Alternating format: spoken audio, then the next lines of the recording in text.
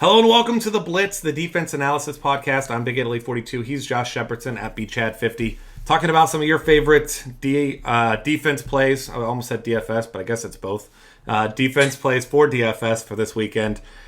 Starting off with one that it's, I don't want to say obvious. I'm trying to think of a more obvious word than obvious, but I guess we'll just stick with obvious.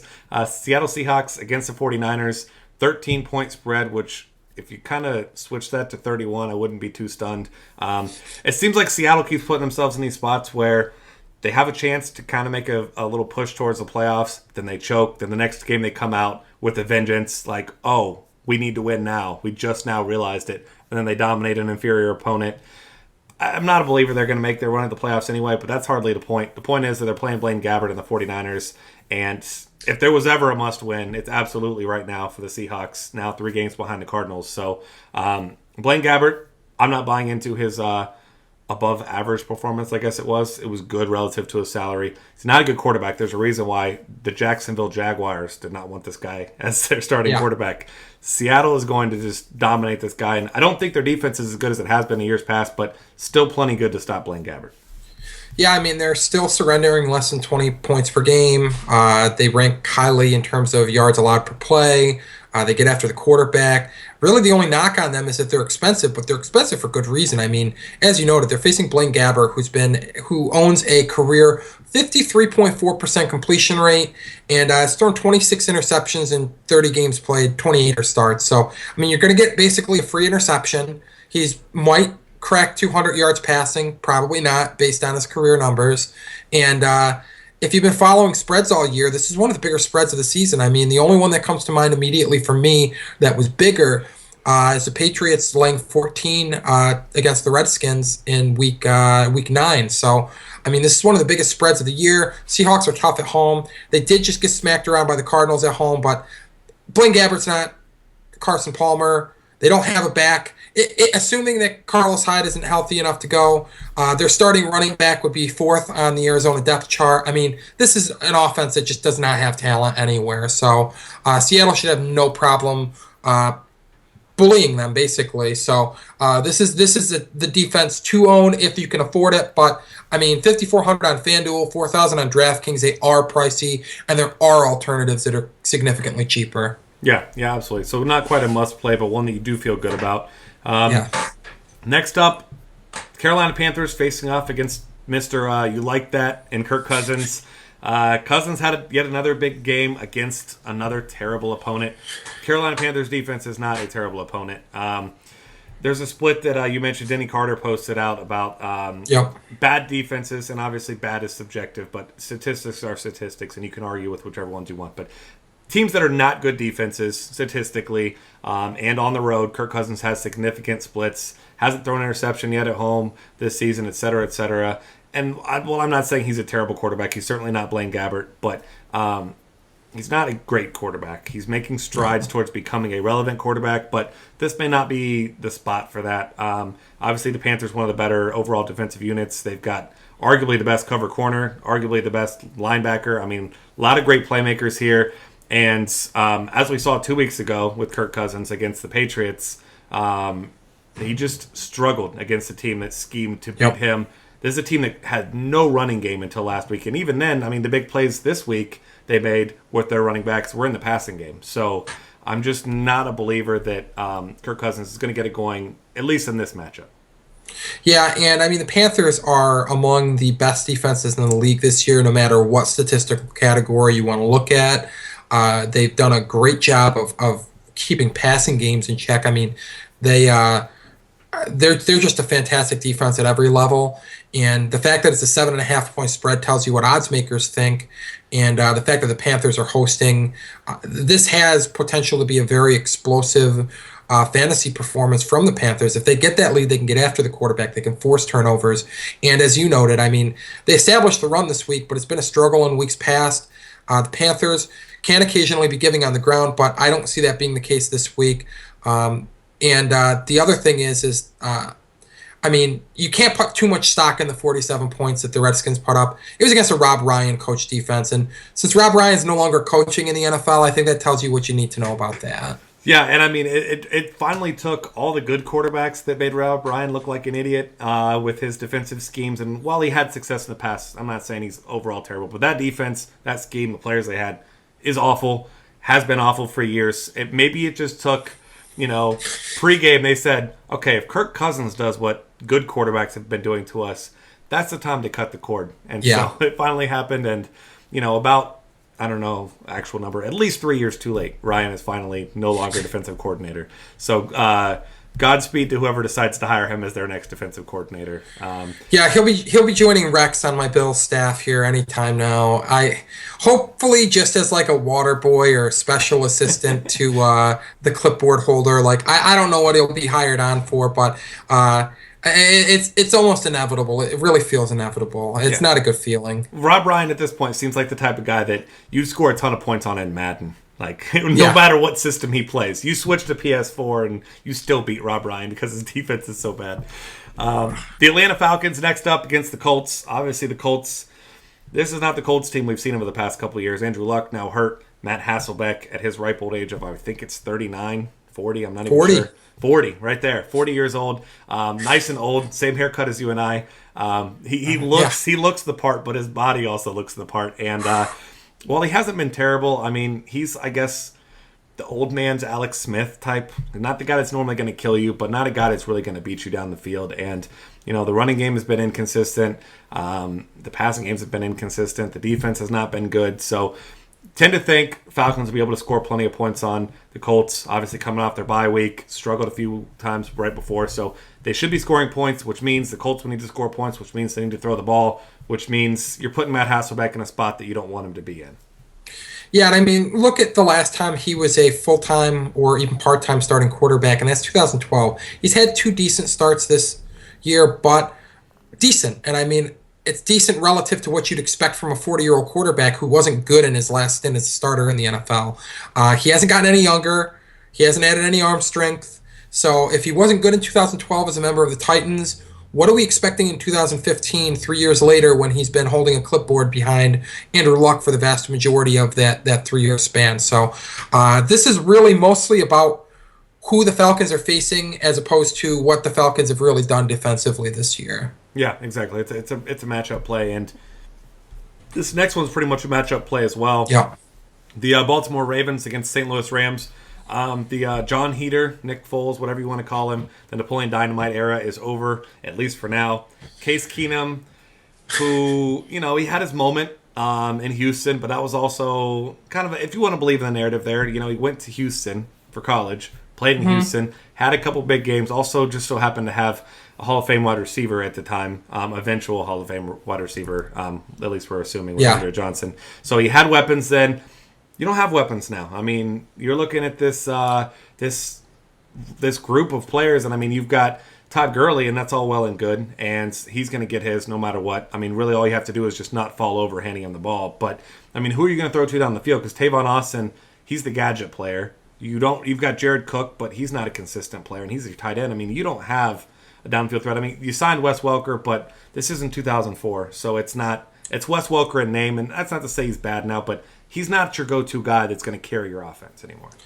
No, and he's also been in the offense for a week and a half. So, I mean, he probably fits with Case Keenum as that underneath threat, but they don't have anybody to blow the top off against the Ravens defense. And, I mean, we're talking about a 55.2% completion rate for Keenum. So it's not like he's even terribly accurate. He's thrown 8 interceptions to 11 touchdowns in his career as a starter. So not a guy that really does a good job of taking care of the football. And the Ravens, they don't force a lot of turnovers, which is problematic, but they do get after the quarterback. And if they're going to put pressure on Case Keenum, I like their odds of forcing turnovers this week, even if they really haven't forced many throughout the year. Low total in the game.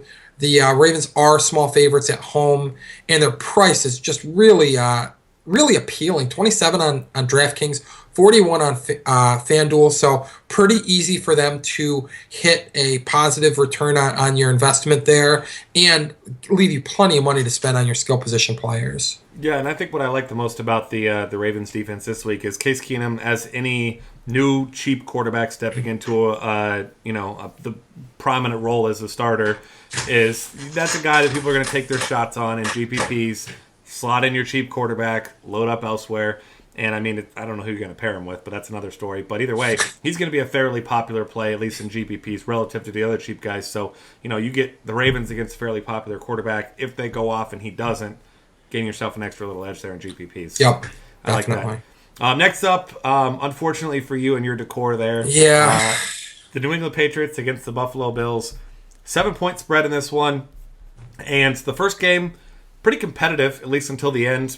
Tom Brady was smart enough to know you don't pound the ball against the Buffalo Bills. The New York Jets didn't learn that lesson. The New York Jets don't learn very many lessons, but either way, he knew he needed to throw the ball a ton. So this is going to be a Patriots team that's going to be throwing the ball a ton. And no offense to the Bills, no offense to anyone. Good luck with anyone stopping down this passing attack. I mean, Julian Edelman broken foot now, but then Danny Amendola just catches 10 balls. Brandon LaFell's healthy. I mean, they're going to manufacture talent, or at least pretend to have talent, and they're going to make guys look good that may not be. So they're still going to throw the ball 45 times probably in this game. They're going to score points, which means Tyrod Taylor's going to have to throw the ball down the field. And if we know one thing about Bill Belichick, is that he's going to take away the best offensive weapon for the Bills, and that's Sammy Watkins. So enjoy throwing the ball to Charles Clay 17 times.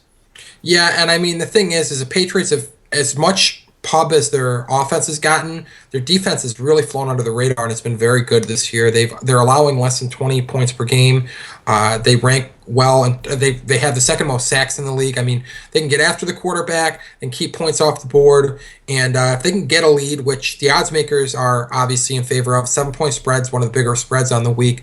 They race out to a lead like they did last time. It's going to put Tyrod Taylor in a compromised position and having to throw the football, and you put him in predictable passing downs. He's been sacked quite a bit this year, and the Patriots can get after the quarterback. So definitely some potential for some big scoring there from the Patriots, but obviously game flow is going to dictate that in a big way. Bills probably going to try and establish the run and keep the ball out of Tom Brady's hands, but good luck with that. I mean, it's a tough assignment. Even with two talented backs, you'd expect the Patriots to make Tyrod Taylor beat them, and if they put points on the board early, it's going to be a very, very tall task for him. Yeah, and when we saw in the first game between these two teams is Tyrod Taylor, from a fantasy perspective, had a really good game, but he also turned the ball over, I think it was 4 times. I know it was at least 3. I'll have to look for the numbers there. But, I mean, when forced to make plays, yeah, he can make plays, but he's also a young quarterback who's not perfect. So, I mean, being put in these situations is good for opposing defenses, even if they do give up some points.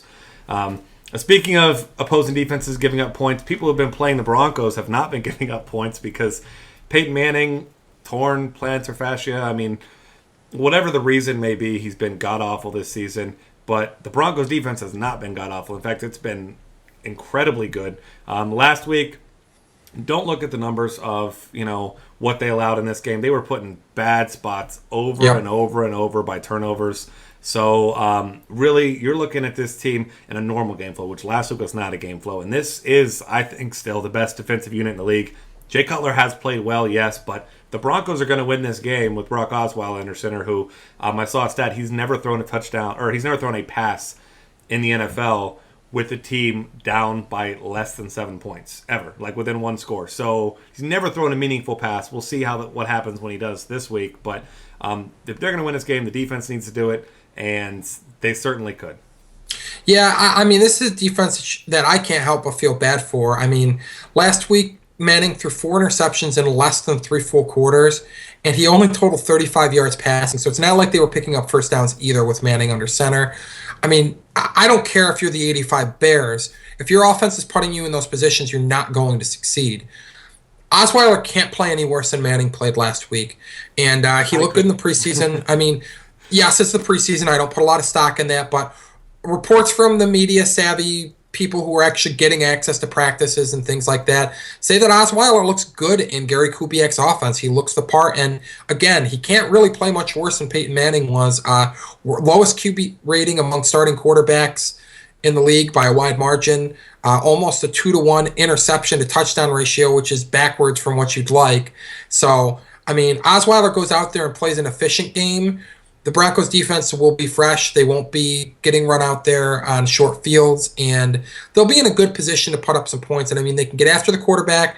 They don't allow big plays. They got to keep Talib back this week, which is a nice addition to the defense since he's now done serving his 1-game suspension for his Three Stooges act of poking Dwayne Allen in the eyeball. But I mean, this defense is talented at every level. They can get, and they really can do it all. I mean, when you can put up points by suppressing scoring from the opposing team, sacking the quarterback, and forcing turnovers, that's what you're looking for in a GPP team because their ceiling's very high. And I really hope and suspect that recency bias will set in a little bit because they haven't scored a ton of fantasy points lately. I do think their ownership rate's going to be down a little bit, and that's also great for getting an edge in GPPs this week. Yeah, and I mean, they definitely have talent on their side, but what they don't have is karma. You get the eye-poking thing 2 weeks ago, which I think you should toss for the year. Not my problem, but especially someone with prior history of doing things. But then last week, let's just go punch Jeremy Maclin in the head.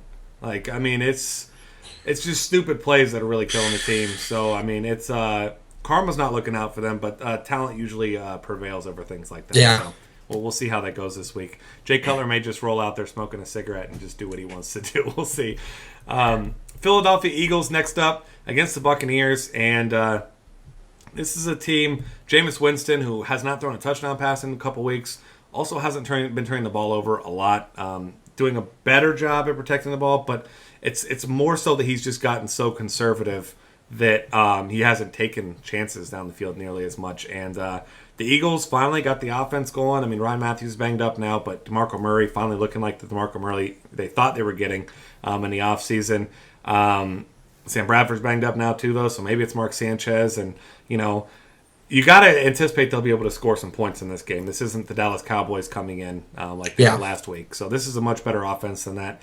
And you expect they're going to be able to score some points, which means that Jameis Winston's going to have to make some throws, and he's going to miss throws. He's not an accurate quarterback. Chances are some of those missed throws are going to end up in some Eagles defenders' hands because this is one of the more opportunistic defenses in the league. Yeah, they rank really highly in turnovers forced, and this is a defense that across the board, points allowed per game, yards allowed per play, turnovers, and sacks, they rank within the top 10 in all four categories. They're facing a rookie quarterback. They're facing a rookie quarterback who may have some bare cupboards in terms of pass catchers. Vincent Jackson's been nicked up recently, missed 2 games in a row. Austin Seferian-Jenkins has been nicked up as well. Mike Evans has been a one-man show. But and obviously Byron Maxwell has had his hands full with all number 1 receivers this year. But if you're tasked with basically just taking away Mike Evans in the passing game, your task becomes a lot easier. I like the Eagles' defense this week, and even though Pinnacle does not have a lineup, there are a few odds makers that have the line set at about -7 right now, depending on what sports book you're looking at. So odds makers like the Eagles, they're at home. The Bucs are going there to play them. So if the odds makers are correct and the game flow goes according to plan, not only is Jameis Winston going to be stuck throwing, he's going to be stuck throwing in predictable passing situations, and that's good for an opportunistic defense like this. Yeah, it absolutely is. And then next up, the Oakland Raiders, final one. I mean, the first thing you need to see here, really the only thing you need to see is where it says at Lions. Yep. This is a Lions offense that, yes, they beat the Packers last week, but that was not a product of the offense. That was more a product of the defense, and Aaron Rodgers struggling, essentially. So kudos to them for that. That's a big win, of course, not taking anything away from that. But the offense still didn't produce at a high level. The running game is an absolute mess. You hear Amir Abdullah going to get some more touches, and he doesn't get more touches. Then even when he does get the ball, he doesn't do anything. Joique Bell out there, they say he's going to get carries, and he doesn't. Calvin Johnson can't catch balls that aren't thrown anywhere near him, so it's not his fault. It's just a mess. Matt Stafford, not a good decision maker at this point in his career, maybe ever. So the Raiders, while they aren't a great defense, they're a cheap defense that's in a good spot. Yeah, this is 100% matchup-based play, and as you noted, they're cheap, $4,500 on FanDuel. I like their price point even better on DraftKings, where they're only $2,600. They're giving up yards in chunks, they're giving up points in bunches, but they can force turnovers at an above-average clip, and they hover right around the league average in sacks total this year, so they can get after the quarterback, but as you noted, like that at Lions is really what's important. No teams turn the ball over more than the Lions have, 21 turnovers for the Lions. They also rank tied for the 3rd lowest yards per play at 5.2 yards per play this year, and tied for the 4th fewest points scored per game at just 18.6. So, I mean, They're outscoring the Niners. The Lions have that going for them, but that's about it. I mean, they are not a good offense this year. No, not at all. So that's take advantage of that great matchup, which it usually is against the Lions. And that's going to wrap things up. Find us on Twitter at DF Cafe. Subscribe to our YouTube channel. Lots of other NFL, NBA, college football content at dailyfantasycafe.com.